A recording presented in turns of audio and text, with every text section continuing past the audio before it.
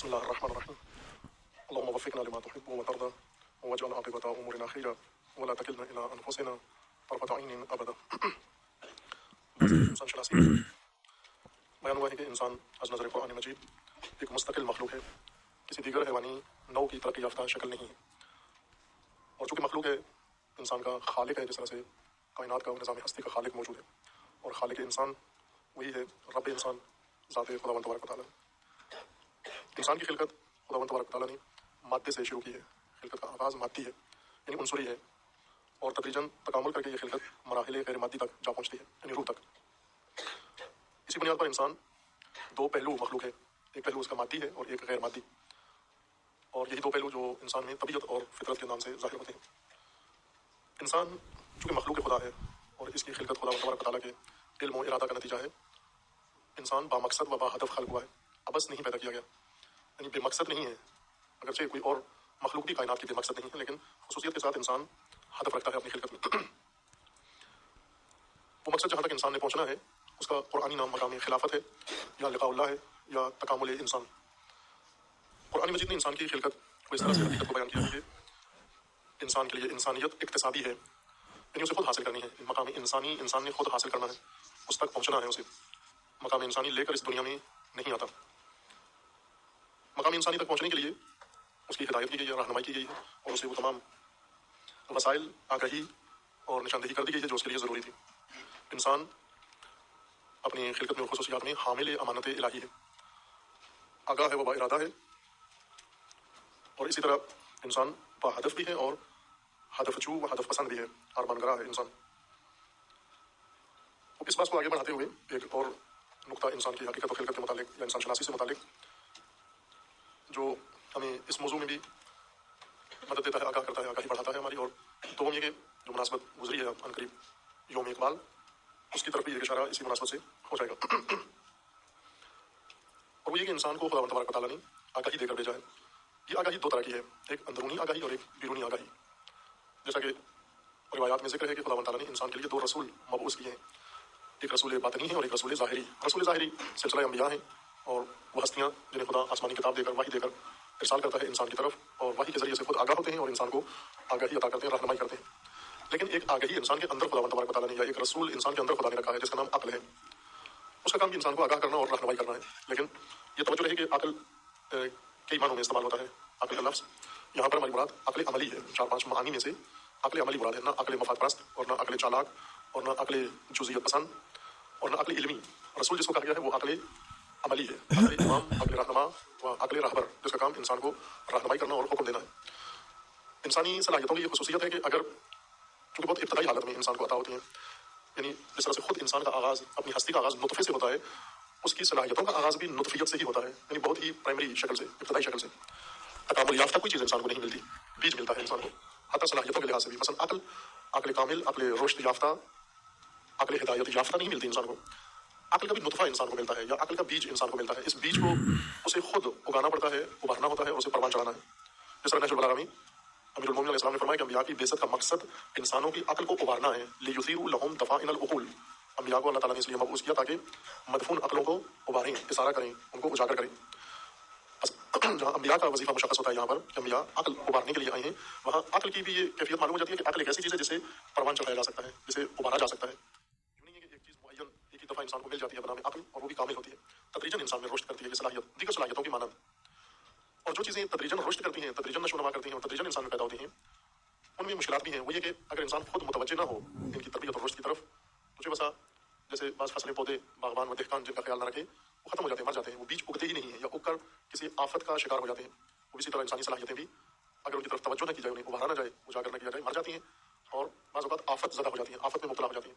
لہٰذا عقل انسانی اس نشو و نما اور رشد کے مرحلے میں آفت کا شکار ہو جاتی ہے۔ ہر ایک کے اندر پروان نہیں چڑھتی، خصوصاً ان لوگوں کے اندر جو پرہیز نہیں کرتے، توجہ نہیں کرتے، آفات سے دوری اختیار نہیں کرتے، اور ان کی عقل کو یہ آفات لگ جاتی ہیں کہ ہم آفات کی بات میں یہ کر رہے ہیں، پڑھ رہے ہیں۔ البتہ طلاب کی خدمت میں یہ عزیزان ان تک یہ بات بعد میں پہنچے گی۔ ایک بات جو جاری ہے ابھی ہماری ان عزیزوں کی خدمت میں، طلاب کی خدمت میں، وہ آفات شناسی ہے کہ انسان کو کیا کیا آفتیں لگ جاتی ہیں، یعنی دوسرے لفظوں میں ہیومن پیتھولوجی کہ کون سی چیزیں ہیں جو انسان کو تباہ کر دیتی ہیں، ویران کر دیتی ہیں، انسان کی انسانیت کو، نہ کہ انسان کی جنت کو، انسان کے ثواب کو، انسان کے عمل کو، انسان کے اجر کو، وہ الگ چیزیں ہیں. یہ وہ چیزوں کی بات ہو رہی ہے آفات کی جو خود انسان کو تباہ کر دیتی ہیں کسی نہ کسی شعبے میں. انسان کی صفات کو, انسان کی اقدار کو, انسان کی صلاحیتوں کو, انسان کے استعدادوں کو جو چیزیں تباہ کر دیتی ہیں وہ آفات ہیں. الجملہ عقل کی فراوان آفات ہیں. کبھی اس کو لب کے ساتھ بیان کیا گیا ہے, کبھی اس کو فطانت کے ساتھ بیان کیا گیا ہے, کبھی اس کو ظرافت کے ساتھ بیان کیا گیا ہے. یہ سب آفات عقل ہیں کہ عقل آفت زدہ نابود ہو جاتی ہے, ختم ہو جاتی ہے. بس اس اندرونی آگاہی سے انسان محروم ہو جاتا ہے. جس طرح بیرونی رسول کی معرفت نہ ہونے کی وجہ سے یا کوئی شبہہ پیش آ جائے یا کوئی رکاوٹ آ جائے یا کوئی مانع آ جائے اور انسان بیرونی رسول کی ہدایت سے محروم ہو جاتا ہے, اسی طرح اندرونی رسول عقل کی رہنمائی سے بھی بعض اوقات محروم ہو جاتا ہے, چونکہ عقل پنپتی نہیں ہے انسان کے اندر, رشد نہیں کرتی, ترقی نہیں کرتی. اسی طرح انسان کے اندر ایک اور پہلو موجود ہے بنام ضمیر, جس کا ہم عام بول چال میں زیادہ ذکر کرتے ہیں. زندہ ضمیر انسان, باضمیر انسان, بے ضمیر انسان, مردہ ضمیر انسان. ضمیر کا ذکر ہر زبان میں ہے. مقصود ضمیر سے ایک اندرونی باطنی خاص قسم کا شعور ہے.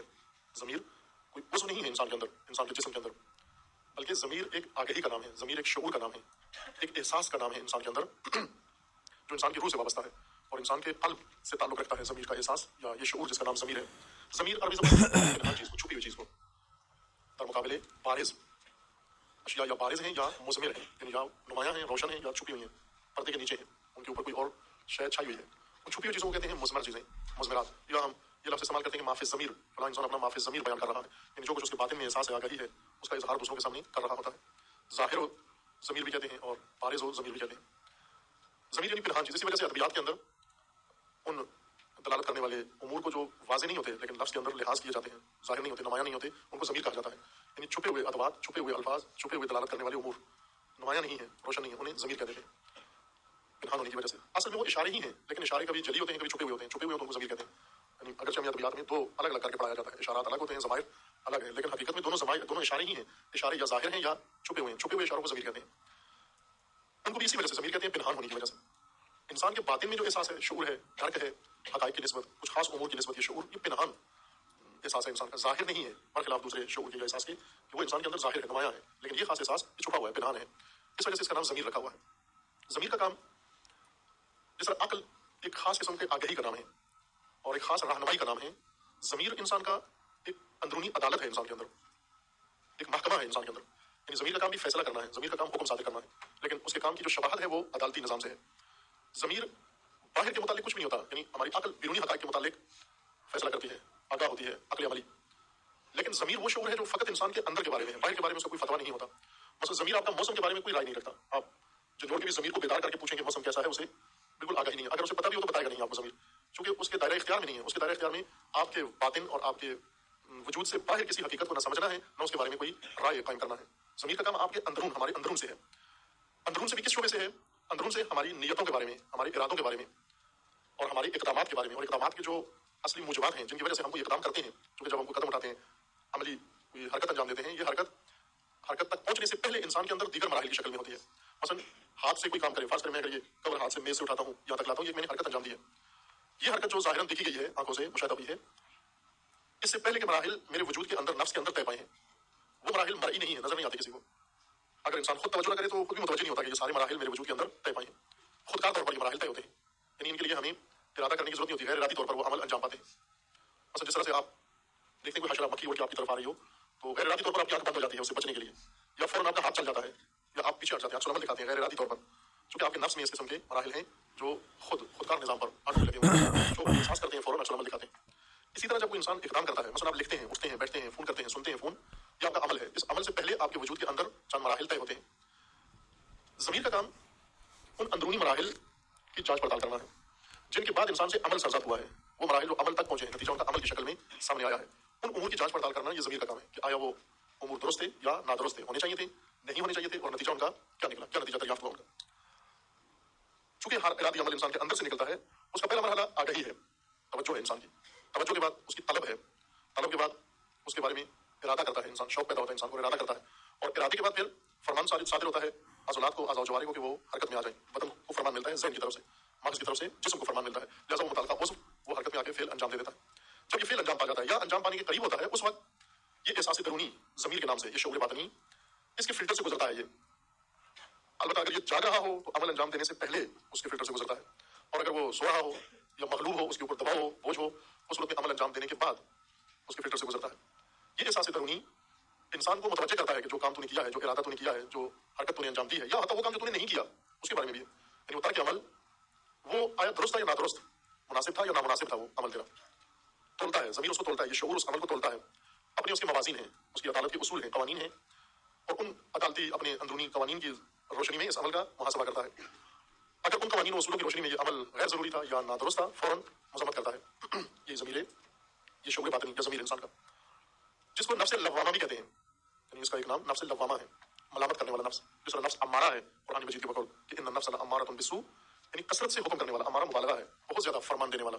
نفس انسان بہت زیادہ فرمان دیتا ہے سو, غلطیوں کا, گناہوں کا, اور بے جا امور کا فرمان نفس بہت دیتا ہے.